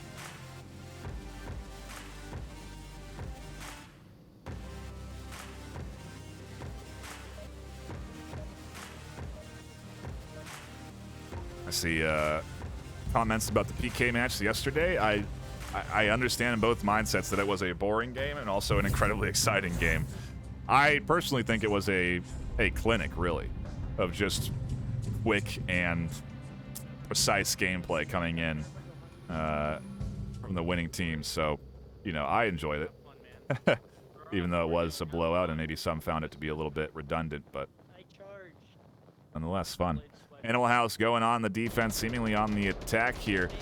Especially since they know they're onto this spawn. Lipinski setting up early and everyone here pushing forward. Nolamite even charging down the main lane. They could be running into Make It Great, who's pushed up very quickly onto the tight corner. They're not going to be ready for that if they look deep. Oh, they are. A quick snap onto Make It. Does catch one, but Beersteak watching the backside catches the refrag, and so a 1-for-1.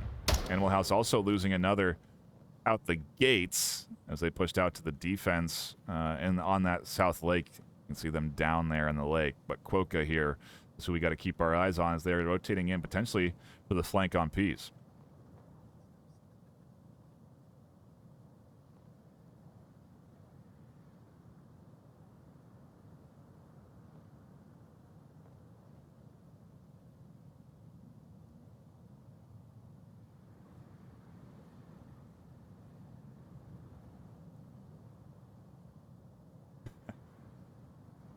Oh no, this knife is not going to be the move.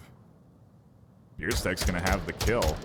Quokka's going to get... No! Oh my goodness! What a save! Come here, you gorgeous son of a bitch! Come here! Come fucking here! I fucking love you! And then he catches another one! Beersteak's insane right now.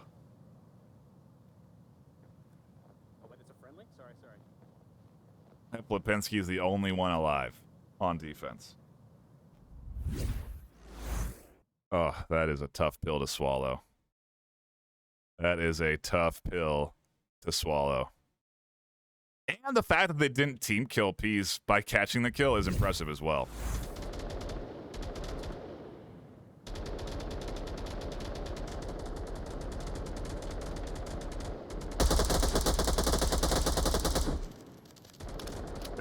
Shots, gives away the position.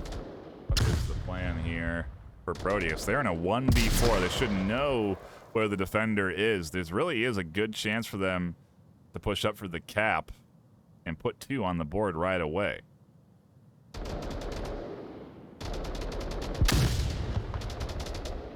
Lipinski rotating out. Peas missing that rotation, and ultimately Beardsteak. That 5? Was that all 5? No, just 3. As Suplex had 1. But a big round for Beardsteak nonetheless down the alley, and Proteus take round number 1.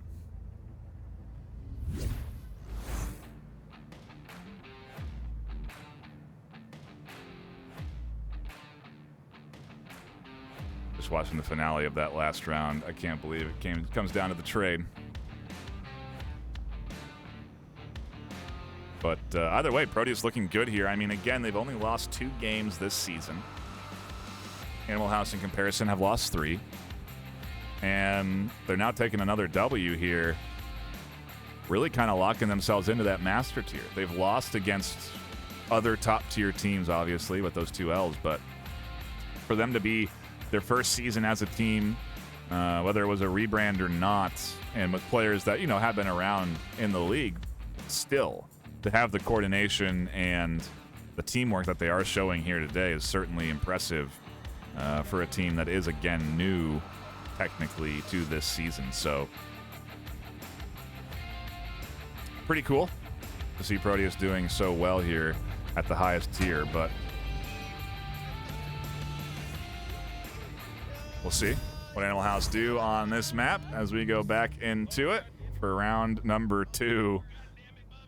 Proteus on the defense now. Same objective, Animal House on the attack with a different spawn. They'll have a little bit more range out of the gate. And Goldbro could be the first one to find some bullets to their side if they're not cautious here. They are eyes on to that side, though. Does Hex spot this? No. Does anyone spot this? Goldbro tucks in, but they are out in the open. Quokka doesn't ID it. Hex does spot it. Shots come in from Hex, and they cannot connect. They miss everything from range there. They still have an ability to shoot them at behind the tree. There it is. Finally, they connect onto Goldbro. Get that confirm as well. One down. Meanwhile, Quokka was able to suppress and cross, get close to the objective side. So right now, Animal House continuing that quick pace.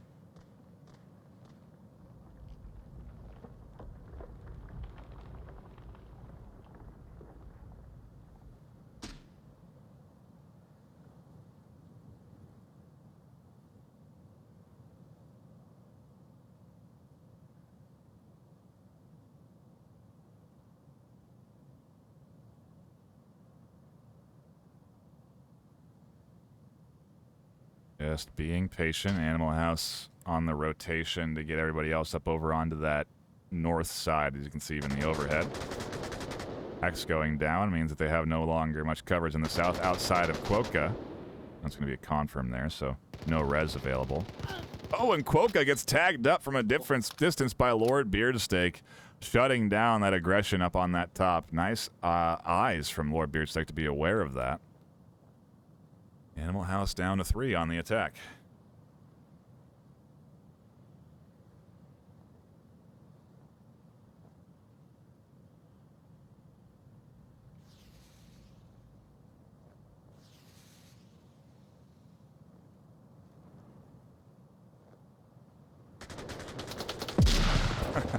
Lipinski, as soon as they pop out, goes down and right in front of Mobstar. Mobstar, let's look for the refrag, but it's not going to find it. Where is the last one? Nolamite there is over in the North Ravine. They could do some damage here if they can find the right angles. Everyone is pretty tucked in from Proteus.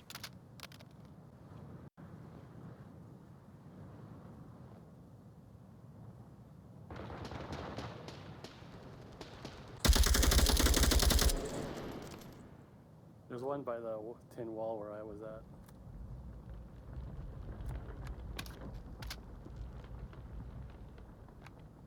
Yeah, in the objective tower. Really enjoy watching the action here, though, as these two duke it out. Nolamite is going to catch Suplex up from the top. Nice job there. Shots ringing down on the P's as well. That's going to be 2. Animal House cut down the Proteus advantage, and now it's just the 2 of them. Make it great, and Lord Beardsteak, those tucked in positions, all that rotating that ended up coming in there, ultimately causing their demise. Nolamite on that north does pay dividends, catching kills, and so, again, a 2v2 opportunity with 2:30 left. What's the utility option is the question.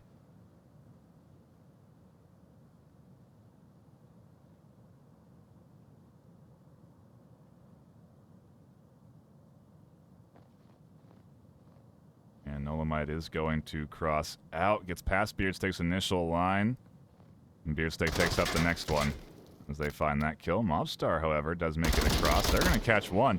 Beardsteak now in a position where they have to shut down this rotation. If Mobstar takes the long way, oh, that's a little bit risky, but they still do make it across. Beardsteak now trying to crash on the rotation to catch the flank of Mobstar, but Mobstar pushing up to the objective. Beardsteak has a line here on this point, but Mobstar catches the kill. Animal House tie it up, and we continue to have ties to start every map here in this series.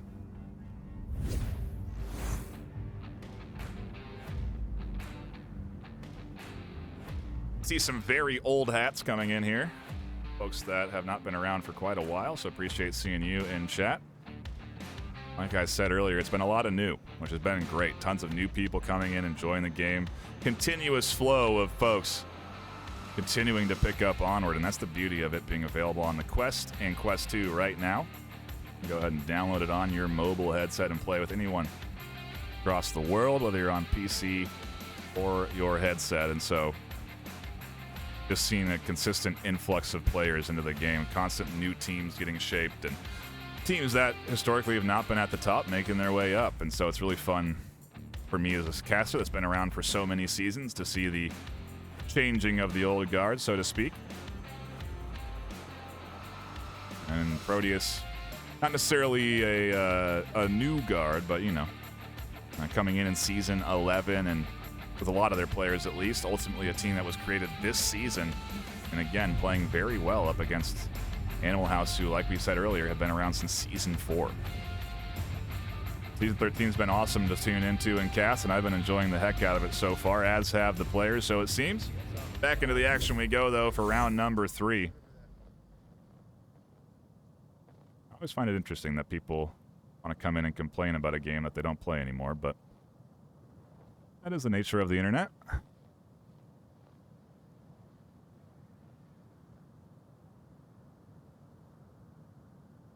Animal House taking up solid defensive positions here. I actually like this move from Quokka to tuck up into this little defilade here. Quite a good threatening position. The only risk, obviously, is if they had spawned to the south, it could be a quick pickup, but guessing that it's not going to be that south spawn, and ultimately this could pay off with at least a kill or two.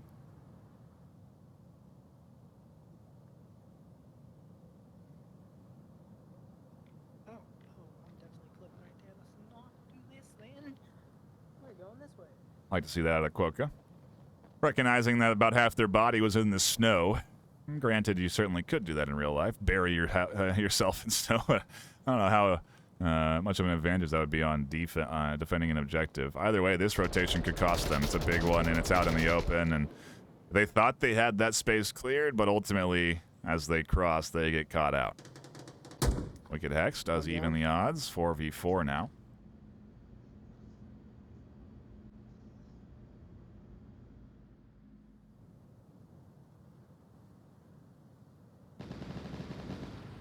Nolamite catching out Goldbro there. Nicely done. Very aggressive defensive position coming through. There's one by the caves.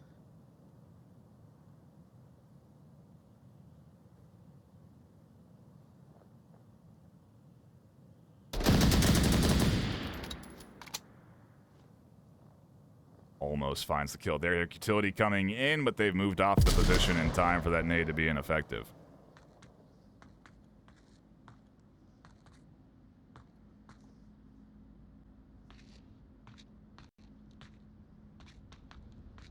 Still, though, Animal House with an early advantage, and Nolamite potentially putting a few more kills on the board with this flank if it pays off. Suplex seems to be somewhat aware of it. Very aware of it. Off of that first kill there from Nolamite. They are checking their backside periodically, but not enough, or just enough. Yes, they are. There goes a kill, a nice pickup. Meanwhile, on objective, Suplex and Beardsteak find 1 and 2. I think there was a trade there, ultimately, and so Animal House are down to just 2. Wicked Hex forced to rotate, and the timing couldn't be much worse as Suplex has eyes in to this rotation. They catch out the kill, and now Mobstar finds themselves alone in a 1v2 to hold down this objective with Smokes out on it.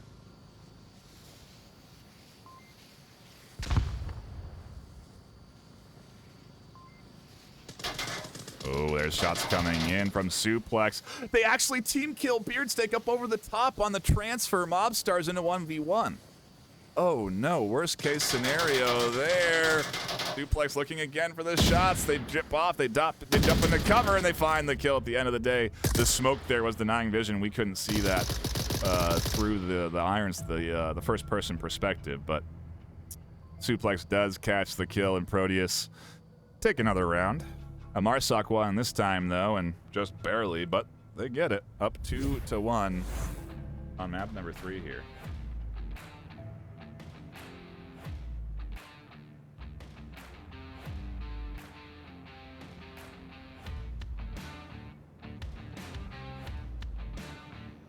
definitely looking forward to the future of this game too. You know, there's going to be a massive influx of players into the VR space with the whatever the next headset is.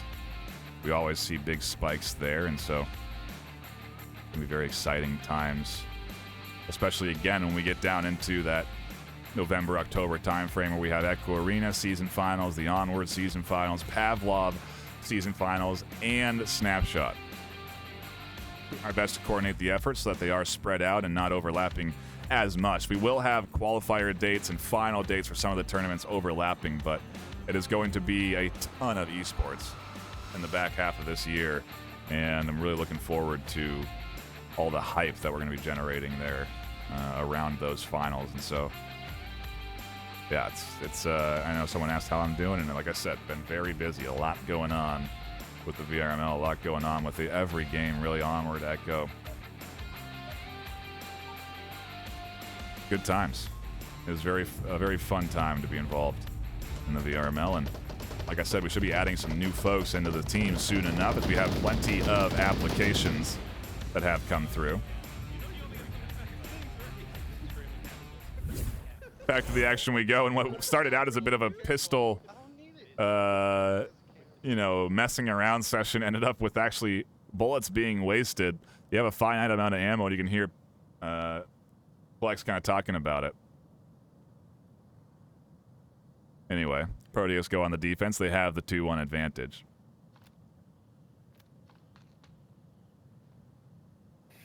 Where's West? Heavy spawn here in a full stack.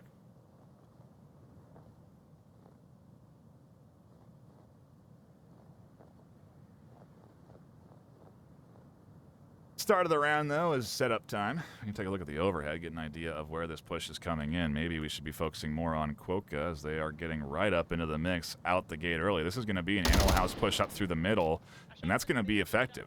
That ends up with a trade, a headshot kill for Quokka and a res available, and so the 3 still have the option of pushing right up to the objective here.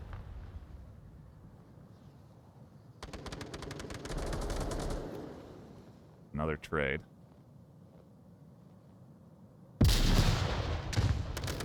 Oh, suplex catching Quokka there. Nice pickup, and Proteus throwing out some counter aggression now that they've detected this push. There's 3 left, make it 2. A nice pickup from Make It Great. Where is the third, by the way? They're behind. Actually, potentially able to find the angle onto Make It Great soon enough. I think Beardsteak has identified them up through the middle, and Make It Great is going to trade with them. A flash there to catch them out was just in case, but the res there is going to make it 3-1. Nolamite has to clutch it up like we've seen come in here.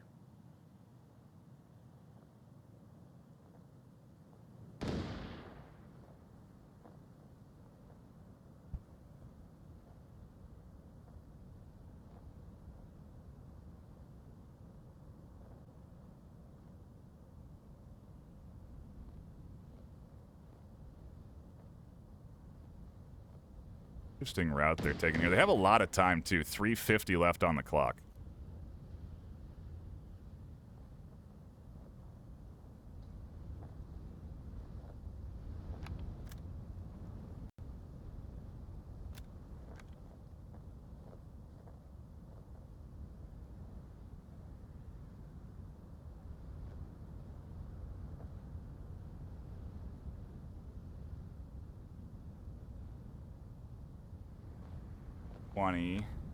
And again, they're just playing it methodically, so they have a lot of time pillaging for a little bit of loot, maybe, potentially, off their teammate there.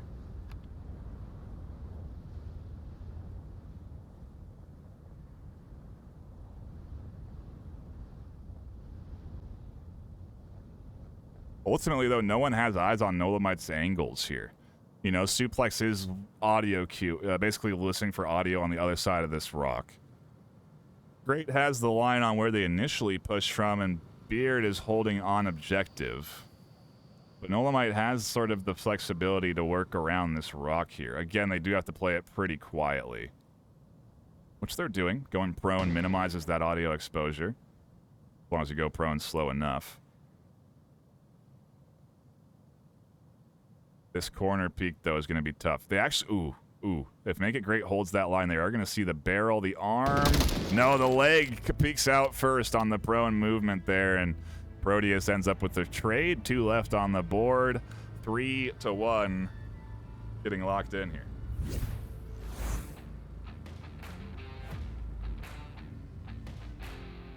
Proteus are on track for a 4-1 lock-in right now. They're looking for a map 3W. They're looking to take a big MMR game against Animal House. To look at the match history too, because again, I think they don't see who they lost to. Yeah, I know it was Error 404 and one of their early games against K-Fought. Interesting loss. Maybe we do have to kind of take a look at how K-Fought's playing this season. They're able to take a W there. They are up in the Diamond Division. Curious to see how they've been doing. Actually, are they undefeated? No, they lost to Animal House, interestingly enough, in the first match of the first game of their season. Haven't casted a game yet for them, though, so we'll have to keep an eye out for the K-Fought squad with how well they are doing. Beating Siren Snails, Insidious. Definitely a good season for them so far. And for them to be beating Proteus, with Proteus looking so good against Animal House, it's always so fun to see. There's certain stats you can look at, who beats who beats what, where. If this team can beat that team, they can beat this team. That's always the theory, but it's not really right, especially at this, up in the Diamond Master tier. You kind of get anything could happen, and that's the beauty of the game of Onward, is you just really are not sure what sort of strategies are going to be deployed. The loadouts, there's just, again, a lot of variety. Nolamite flying up here for an early kill on the Beardsteak, nets Proteus in an early advantage as Beardsteak is down and resable. He's just going to run past Beard. Oh, he's pretending to not res. You hear Beard getting a little bit upset there. Calls out to Peas, and we're having a good time on the Proteus side of things, even though they have lost 2. Make it 1. They do catch a couple of more. Animal House are now down to just 2 as they do get aggressive out onto the tunnel. It's going to be just Mobstar and Hex on objective. We have a friendly that can be revived. Nope, he's to the dogs.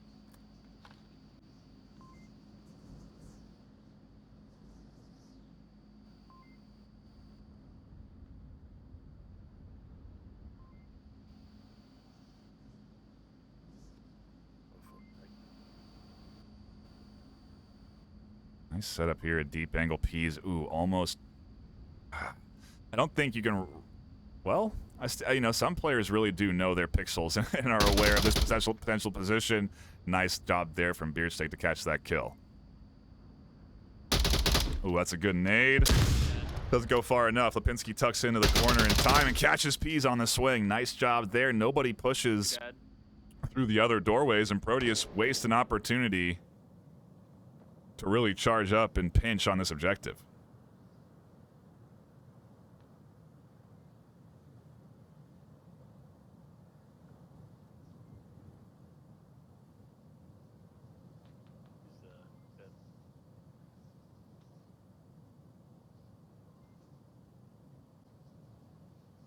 There is an effort at a pinch, and Suplex really has to keep quiet here for I think this to work well.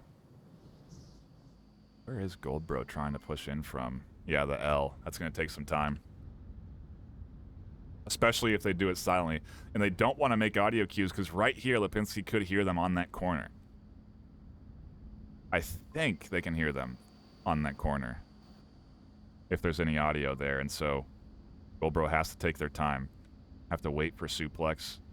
Suplex has to wait for Goldbro, excuse me, and eventually push in at the same time. They need to pull Mobster's vision from that L so that Goldbro can push in. Could work out. We'll have to see. It's all a matter of execution for this duo, hitting it at the same time.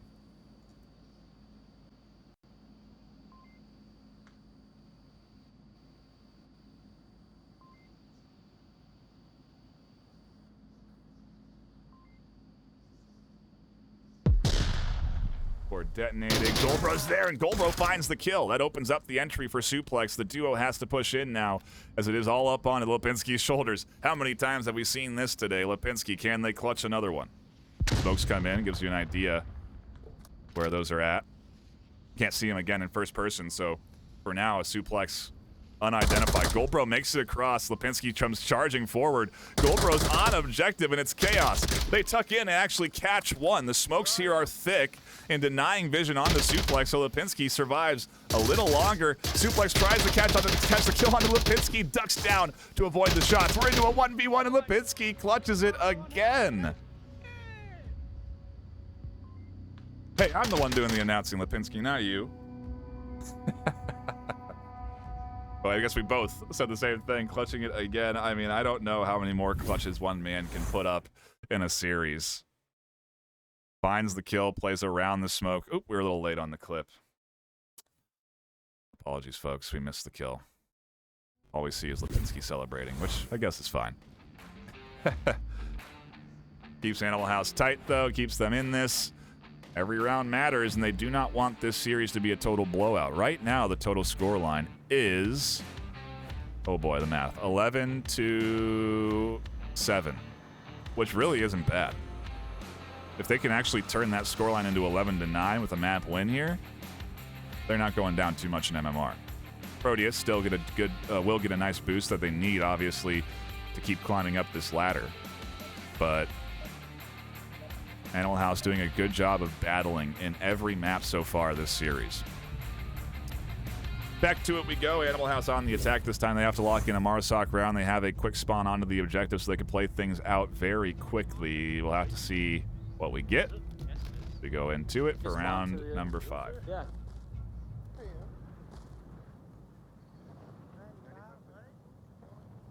I wonder if they're gonna rush just to end this. Maybe. Shots coming in there. Suppressive fire now over the top. And a lot of action unfolding here today. As we multiple kills come through up through the center. Focusing on the suppressive fire here, and the clutch master Lipinski. The action isn't on this side just yet. Obviously, the suppressive fire is there. I don't think anyone is in that tucked-in corner, and so while they lose 2 to a 1-2 trade, Proteus still have the defensive advantage in numbers, but again, how long does that last? What does the push look like from Animal House as well? Can they sync it up? Do they plan to sync it up, or is everyone just going to kind of go for their glory and try and clutch it up like Lipinski has been?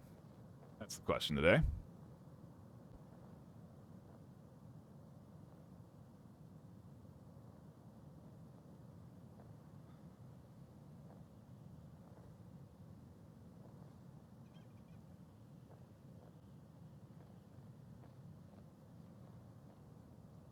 And again, really quite an exciting matchup that we've tuned into here this afternoon. Happy that I jumped onto the cast.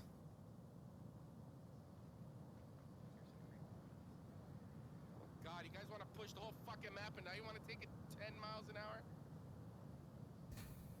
hour? He's addressing the pacing that we've seen. You know, quick pace from Animal House throughout the course of this series.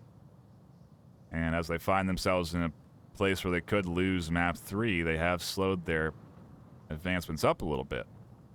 As you should. You know, doing the same thing over and over again is the definition of insanity. It's what we saw in that PK game that ultimately led to a 13-1. So I think to adjust the pacing is very smart from Animal House team. Comes down to execution, though, truly, and I wonder what the strategy is here. Nolomites, where are they going? Just clearing out the north, maybe?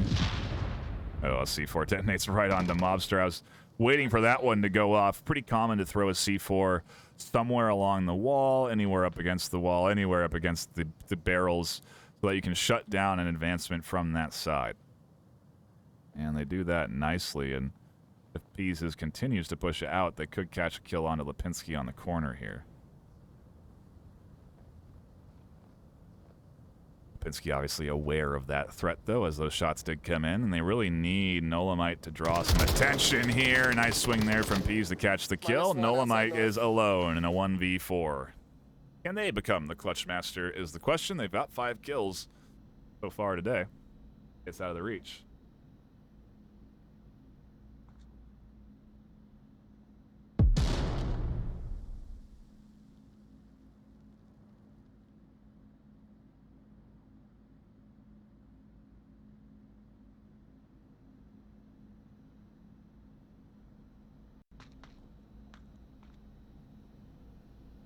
some footsteps there as they cross over the threshold of the doorway is not exactly what they would want, I imagine.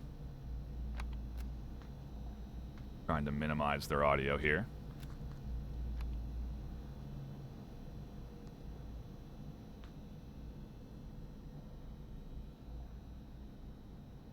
Two minutes left on the clock, and Almighty is going to worm their way forward here. Worm their way forward into 4 players defending inside the objective space. Ready and waiting with 2 lines of sight dialed in and a third, seemingly listening for audio cues to detonate a C4, so you gotta wonder where that could be placed.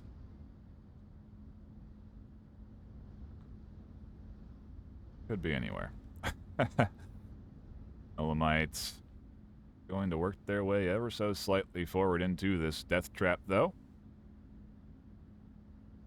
I wonder if the prone strat is really the good way to go now as they crouch up. They're still limiting their audio exposure here.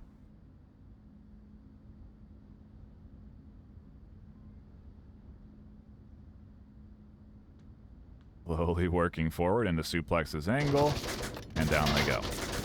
Proteus taking game number 3, map number 3.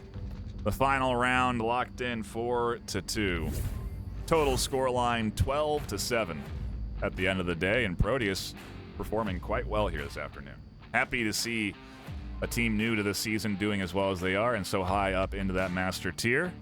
Great job battling against the odds and really against quite a few connoisseur votes. I think it was, again, like 7-20 on the votes for the community. So hats off to the Proteus team. A final reminder about the Pro2 VR Stack Up charity tournament, and that if you sign up now before August 27th at 2 p.m. EST, you get entered in for a giveaway on what you're seeing right here, a Pro2 VR revolver mount attachment with haptic feedback for your pistol shots, and the HyperX kit here, RGB keyboard, Quadcast S, the mouse. You want to get entered into this. And on top of that, you're entering into a tournament to play your favorite game, to play it for charity. It is a win-win, win-win-win. Do sign up for that. Some of those games will be broadcast live here on this channel, also on some community channels, so keep your eyes peeled on the Onward category when this tournament starts, which is, adjust our graphic here, you can see starting on September 3rd and 4th.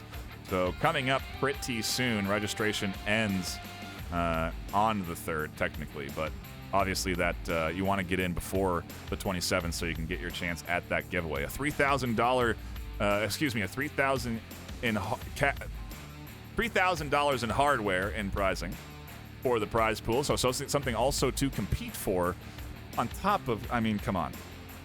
I don't need to give you too many more reasons to enter into the charity tournament, but please do if you have the time. It's all for a good cause, especially Stack Up. They're a fantastic charity, so we want to raise as much as we possibly can. The more entrants we have, the more we raise. So you sign up for the Stack Up tournament. You can find out more about that at vrcharity.net. Pretty easy, pretty simple. Head on over there and get registered right now. That's going to be it for us here at the desk, though, this afternoon. My name is Ben NightFiree with 2 E's. A fantastic battle between Proteus and Animal House that ends with the Proteus W. Be sure to tune in tomorrow at 6 p.m. PST over at twitch.tv/VR Master League and Horizon Venues to catch another our first Venues broadcast of the season. And then Sunday at 12 p.m. PST for another one. 2 solid games there that you're not going to want to miss, and obviously you can enjoy in the Venues platform. So do check that out. But that's been it for me. My name is NightFiree with 2 E's. I will see you all tomorrow for more Onward action. But until then, stay classy.